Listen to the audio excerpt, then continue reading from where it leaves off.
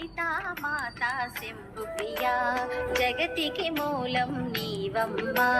శ్రీ భువనేశ్వరి అవతారం జగమంతటికి ఆధారం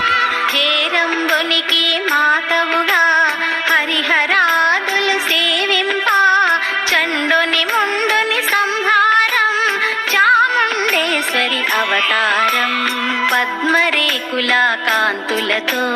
బాలా త్రిపుర సుందరిగా హంసవాహన రూపిణిగా వేదమాతవై వచ్చితివి శ్వేత వస్త్రము ధరించి అక్షరమాలను పట్టుకొని